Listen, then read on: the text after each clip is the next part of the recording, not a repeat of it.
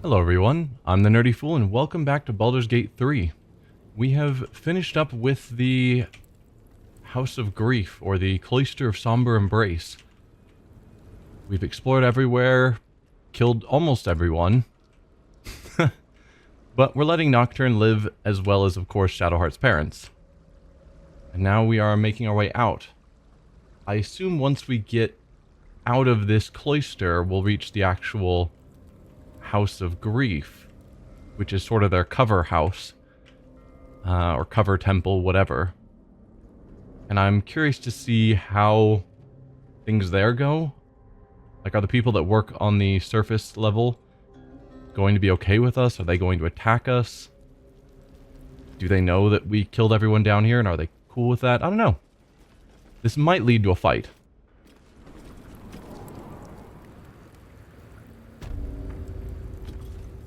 I mean, I'm not super strongly inclined to want to keep them all alive.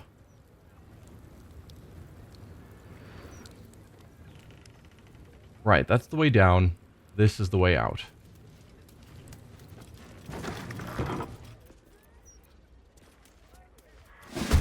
Oh, we are in fact getting into a fight. Can't say I'm super surprised, all things considered. So we've got Grief Guard,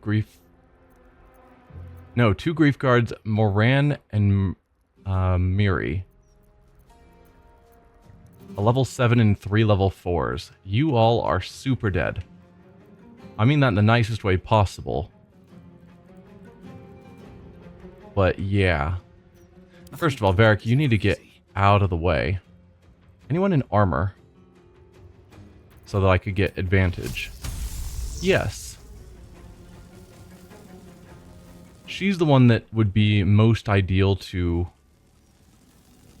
focus on, because she has the most health. Also, where's the fourth one that we're in combat with? Oh, all the way out here. Okay, sure. Alright, we'll just start here. Fine starting point. I've missed this. Starion, can you get over to here? You can't. I'm probably going to have you jump this wall. If possible. Never mind. Whoa. Can't even catch my breath. Varric, can you pull out of his way? Can't slow down.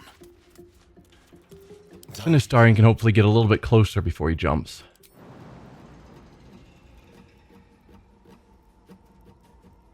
That's fine. Different. Just trying to get as little out of the way of walking. Yeah, she's the level 7, so she's the one I want him to focus on. And of course he's doing the double attack thing. Right, and he only gets 2 attacks because he jumped as a bonus action. Makes sense. No choice but to keep going. Nothing really for you to do. Stay focused. Shadowheart. Or Lae'zel. Probably have you jump here as well. Taking position. I hate it when it does that. Where it shows the jump path. And I'm like, that's perfect. That's exactly what I want. I click to do it. And then it doesn't actually work. Because the game should be able to figure out if it's not actually able to move in a specific location. That's why they sort of choose a location to jump from. Yeah. That feels like a bug in the game that I'm not exactly thrilled by. But it is what it is. I don't see the need to action surge here. We're probably not going to short rest after this fight unless things go horribly. So, yeah.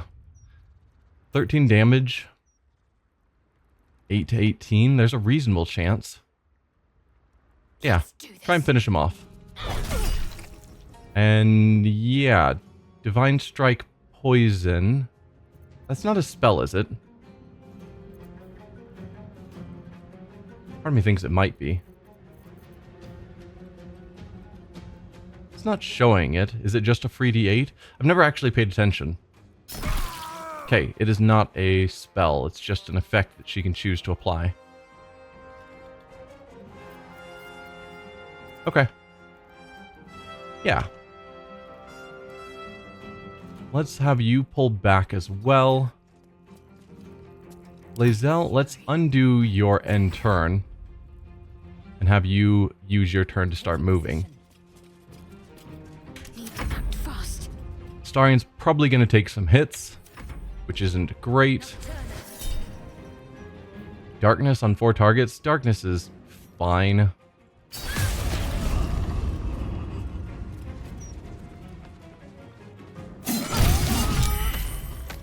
Excellent.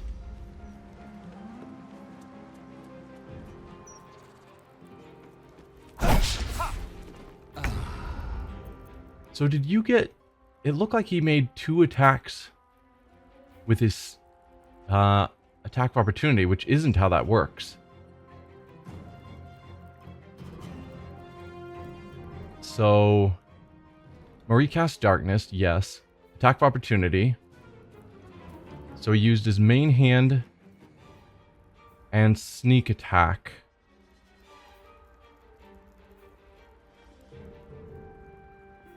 Yeah, because his main hand was 16 piercing damage and 7 necrotic, plus 54 piercing for the sneak attack. He then did a second blow during this opportunity attack that was an additional 7 piercing and 5 necrotic. How do you get to use your offhand as part of a sneak, or as part of an attack of opportunity? I don't know. It's not how that usually works, to my mind. Oh, I forgot to turn that off. And those weren't sneak attacks. Why? You're attacking with advantage.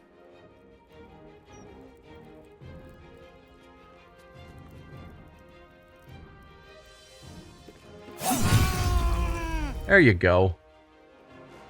No, never mind. That was just a crit. Again, you didn't use your sneak attack this turn. I don't know. Something's odd there. Sometimes the only way Doesn't particularly matter. We're going to win this fight easily enough. Death won't take me yet. It's really interesting. I never envisioned that Shocking Grasp would be my main attack choice for Varakir. But it does so much damage. First of all, it's doing 3d8 lightning at this point because of our level. Advantage is nice. Don't always get it because they're not always in metal armor. But then the additional 10 damage from... based on our charisma is just super good. Talk to me. Alright, can you kill either of them? You can probably kill him and Lae'zel will be able to finish her off. Can you actually get over there? If Astarion wasn't blocking you. Cancel in turn. Can you get out of there, please? Keep them guessing. Got to keep fighting. Now, we'll Focus. send you over there. Perfect. I am sure. And Lae'zel, finish her off for me. No problem. Took no damage, so yeah, we are not using a short rest. As expected. Alright, let's Good here, I hope. loot all of them. Brief key. Don't think that overly matters. We've already been everywhere. You have a whole lot of books on you. And a lockbox key. The Ways of the Heart, an introduction, soothing the violent heart, denying the prying heart, emboldening the craven heart, warming the melancholy heart, reconciling the jealous heart, confronting the false heart, and absolving the wayward heart. Are these all going to be like those other books we read where they just are a single line? No. In long-winded prose, the book promises it can help alleviate all sorts of emotional distress, which it categorizes as heart forms. But what heart form afflicts you, dear reader? All of us suffer, but not equally. Consider the most common maladies of the spirit: the violent heart, the melancholy heart, the craven heart, the false heart, the prying heart, the jealous heart. The book continues, promising volumes dedicated to exploring each heart form in depth, available for purchase at the House of Grief. Okay, and she has chosen to carry all of them on her person. A self-help book claiming to comfort those prone to hot tempers and violent urges. Hot-bloodedness has its place within a healthy, balanced spirit. What if the blood boils? What if a violent heart spurs its possessor to dire thoughts, words, or even deeds? You must forgive your foe, help them up, even heal the wounds you opened upon them. For if you cannot heal them, how can you heal yourself? Huh. Self-help tome boasts meaning of moving past inclinations towards nosiness and interfering with others. To become involved in the lives of others is a simple fact of life, but what if you become too involved?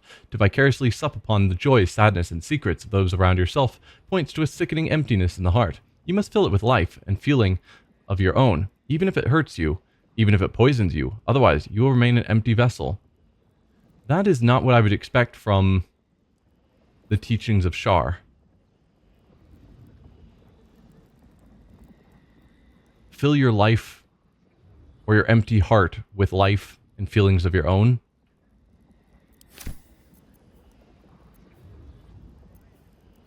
I'm not going to bother reading all of these.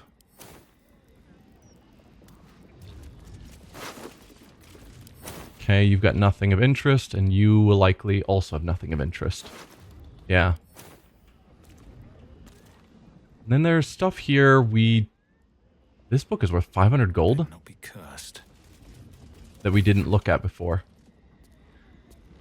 A self-help volume purporting to help those prone to deceit and insincerity. Let us speak plainly, dear reader. You may believe deception to be an art form, one that benefits you more than it harms you. But this is the worst lie of all.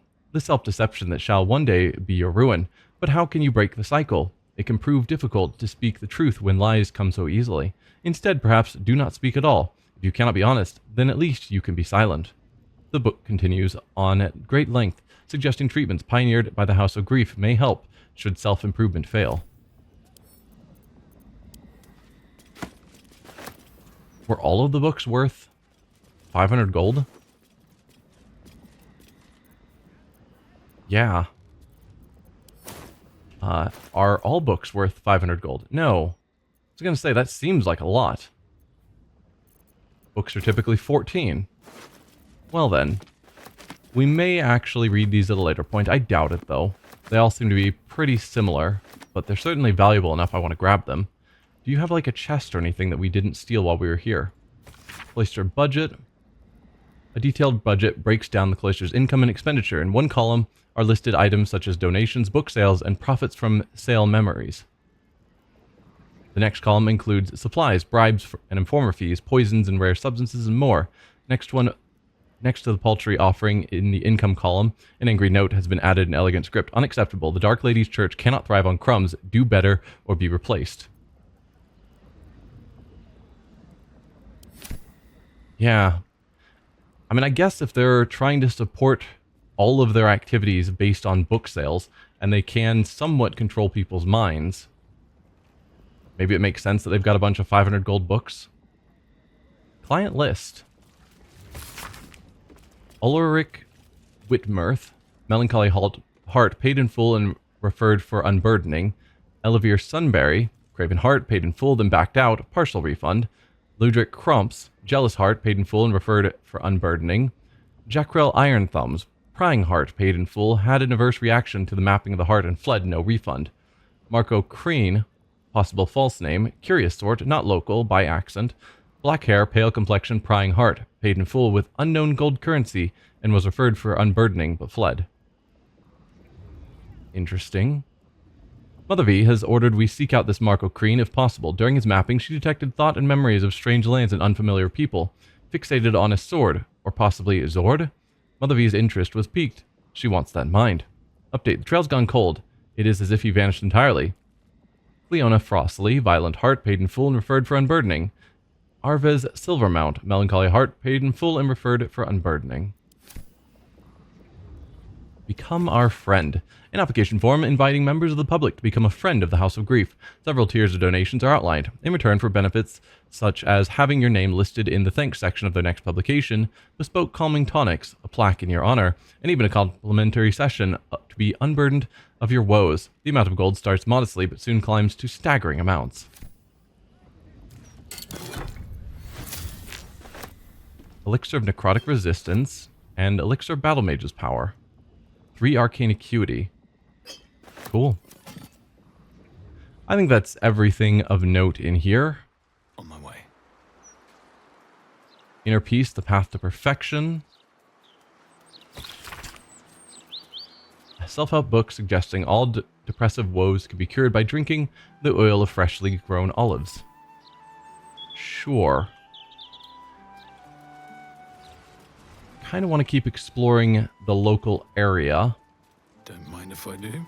Just in case there's any other thing that Shadowheart remembers and comments on. Surprising habits of Karturian warlords. Curious self-help tome that claims to help those who have disappointed their elders. It seems to have been hastily printed and bound, and strikes an oddly harsh tone. Alas, poor reader, not everyone can improve themselves without the help of others. Some need the instruction of an elder, a steadying, authoritative hand that can mete out guidance and discipline in equal measure. Honor your elders, dear reader. Be mindful of their lessons, deferential to their desires, and grateful for their discipline. Be of service to them, even when you think you are at odds with them. The book drones on, dispensing suspect advice that advocates for utter obedience before imploring the reader to seek further help at the House of Grief. I don't know if any of these flowers are particularly useful alchemically, but I'm going to grab them.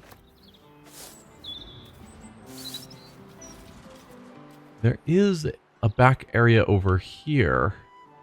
How does one get there? As well as an area down here. No, that's not walkable. I mean, I could fly, I'm sure.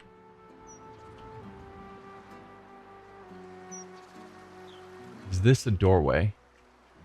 Maybe. Is there a back door I didn't see you from the inside?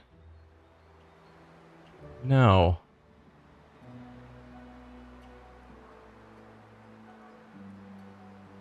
Okay, we can get to there from wherever this is. Which is a section we haven't been to.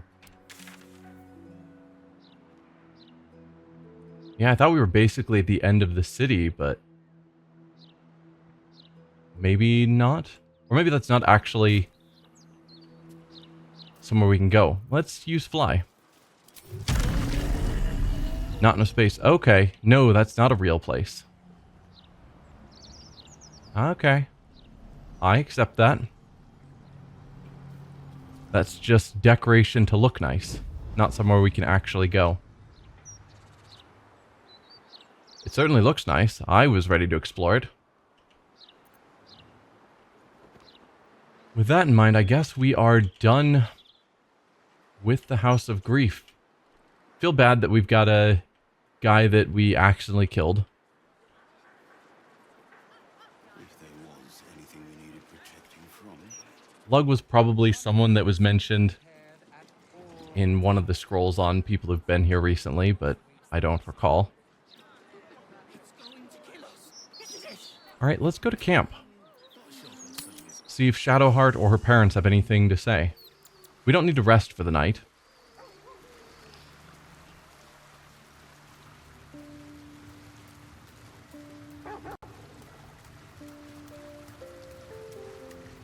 Nothing is showing up. Shadowheart.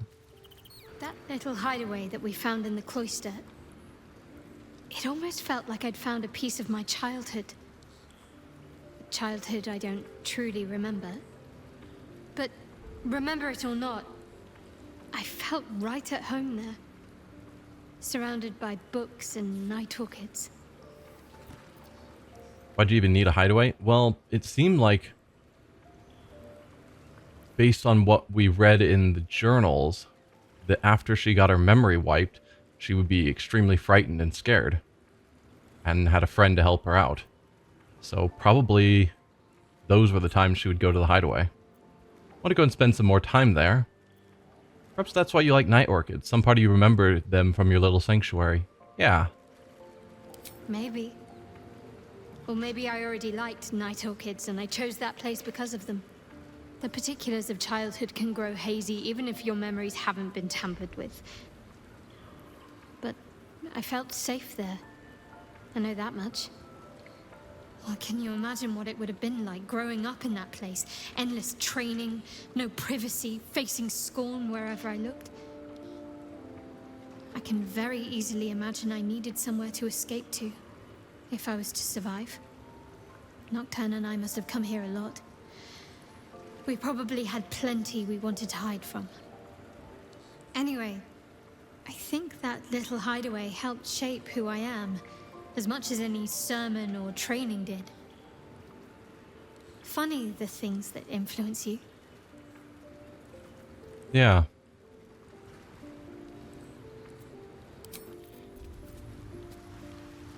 Alright, we can talk about the hideaway. Looks like your parents haven't yet made it here.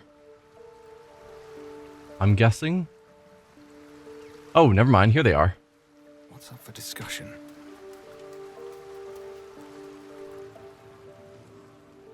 I heard birdsong at dusk coming here. You don't know what it's like to hear music like that again, after so long without. Thank you. You're welcome. How do you feel? Have you spoken to Shadowheart since? You shouldn't even be here. You're a liability and a distraction for Shadowheart. Wow. Definitely not that. How do you feel? Old. I was a young woman when they seized me. Arnell and I hoped Jen would be joined by siblings. But that dream's gone now. And there's a stranger in the mirror. But I still have my teeth. That first apple was worth the wait.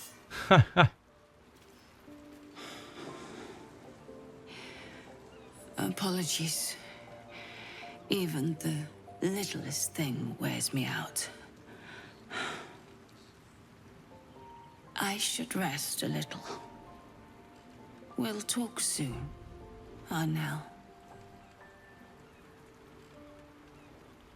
Yeah, I shouldn't be confused with your husband. Arnell is your husband. I'm Varric. Oh, I see. Do forgive me. I wonder how old she is, and therefore how old Shadowheart is. Because as a half-elf, she would age differently than a human. Though not so much as an elf. But she says that they were young and hoping for more children. And in the vision that Shadowheart showed us, she looked like a kid. Ages are hard to determine from video games and whatnot, but definitely not an adult yet. Now she looks, I don't know, I could guess 20s, maybe 30s, but probably closer to the 20s. And so it's like, I'm thinking 15 years maybe have gone by, give or take.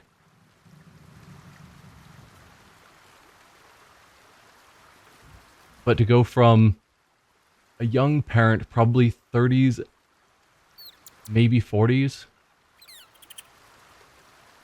All of this is just, guessing. I guess if you were, say, 40s, and it's been 20 years, we're going on the upper end, then that makes you 60. You seem a lot older than that to me, but also I don't know how the stresses of being tortured for 20 years affects a person. Yeah. Arnell. You've shown great kindness, allowing my wife and I to remain with you. Thank you. I'm glad Jennifer found you. As am I. That name, I'm still not used to hearing it. How's your wife? What comes now? What happened during all those years? What did they make your daughter do to you? See, these are the sorts of things where I want to ask all the questions, but I suspect it's only going to allow me to ask one. That name, I'm still not used to hearing it. Nor is Jennifer. Perhaps that is something I shall need to talk to her about, when the time is right. I'm afraid my strength has not returned just yet. Decades in that place has left me maimed, body and soul. Some rest, perhaps, will make me better company. Decades. Which could be 20 years. You probably wouldn't say decades if it was less than 20 years. Because you could round up at, 17 years, 18 years and say decades, but it seems wrong. So minimum 20 years, potentially even more. And yeah, we were only allowed to ask one thing. Can I just keep talking to you? Forgive me, I am still weak. Aching limbs and fogged mind. I'll prove better company after I've rested, I assure you. Yeah, no. You're only allowing the one conversation. That's disappointing. Anything else for Shadowheart? Because obviously that was her dialogue about her safe space she found. Is she going to have new dialogue about her parents being here? Did you want something? If not, I'm perfectly happy to just gaze upon you a while. Okay, then no. Alright, if we rested, probably some story stuff would happen. But I don't feel like we need to rest yet. So let's just leave camp. I mean, there's no harm in us resting, I suppose. We've got nearly infinite food. Okay, random citizens, you weren't here a moment ago, but that's fine. So what's our next goal? I guess that's the question. Because we could make our way here to the Steel Watch Foundry. We could also consider going to... yeah, to the Basilisk Gate and going back to Worms... South span of Worms Crossing. Where's that pointing to? Well, Worms Crossing with Will to try and do his quest thing. Let's see, main quest, we've got the Elderbrain, Gortash, and Orin, and then just generally gathering your allies. All of those I'm going to be putting off. Deal with the devil. Yes, where Karlak is going to help us get into his home and tear up the contract.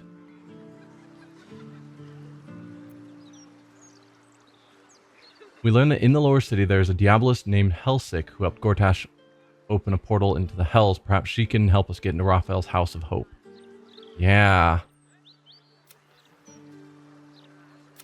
That's something we need to keep an eye out for. Can't really progress on Free the Artist.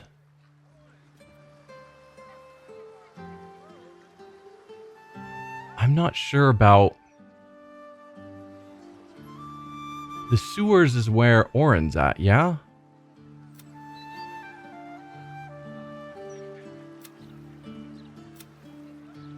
Like, I feel like if we go down into the sewers to work towards this, it's going to kick off the Orin thing. And Orin will kill Halsin. I have no idea where to go about finding Dribbles. We found his foot and his torso. Mystic Carrion wants us to find Zombie... No, to find Thrumbo. Found Lumbar. He must be hiding somewhere near Water.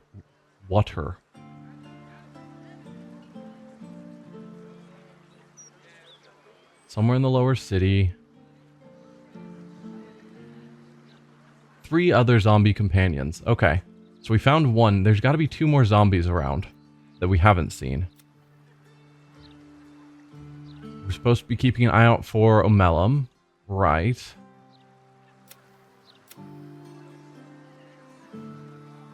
Tsar Palace. Okay, that's tied to Cazador. Find Mole. We have no idea where she is.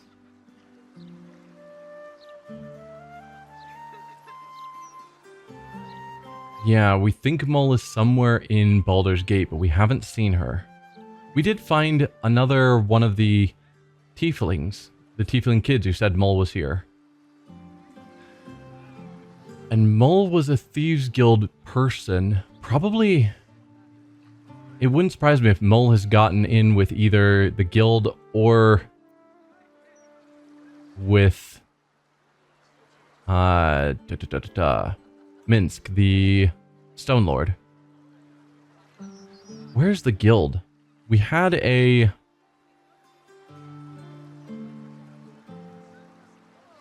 We had a quest to talk to Nine Fingers, but we dealt with it a different way by going to the bank, and that quest disappeared, and I don't remember where to find Nine Fingers.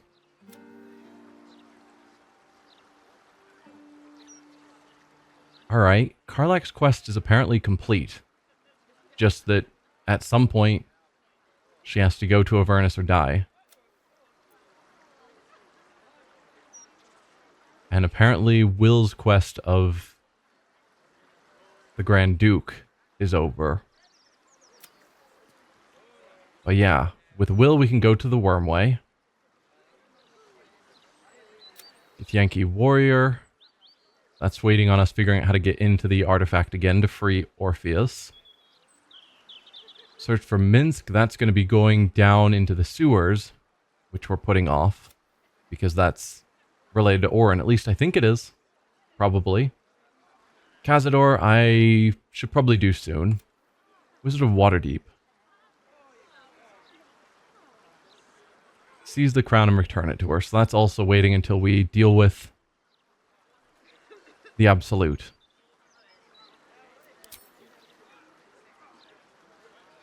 Yeah, so what do I want to focus on now? Trying to find the guild could be interesting. To talk to Nine Fingers and look for Mole. See if there's anything else of value from that. As well as we do need to find Helsik somewhere here. We have no clues on the map for any of this. Where...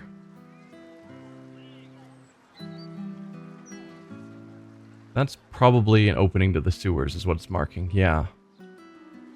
Where would I guess that the guild is? I thought it was somewhere in this local area. Or do we just keep exploring? Or do we go deal with Cazador? What's up here? Oh, that's Helsik. Okay.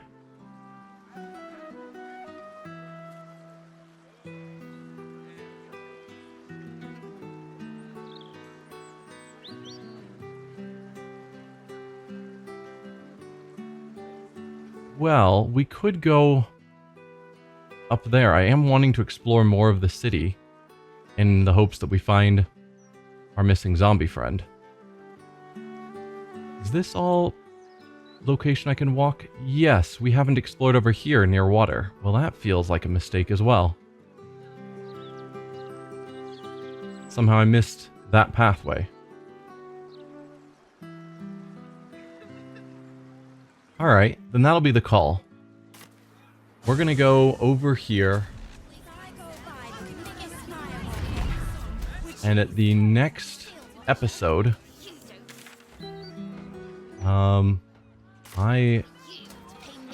Yeah, next episode we're going to go...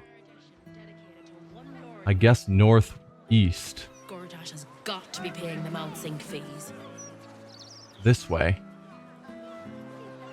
Just to see what we can see in the areas we haven't explored. as we head up kind of this way. Maybe we'll run into Thrumbo or one of his other zombies.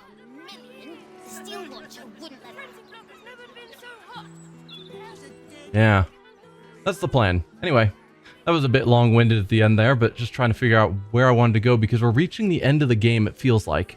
And so I want to make sure I do everything before we start triggering some of the main story points. Thanks for watching, everyone, and I will see you all then. Bye.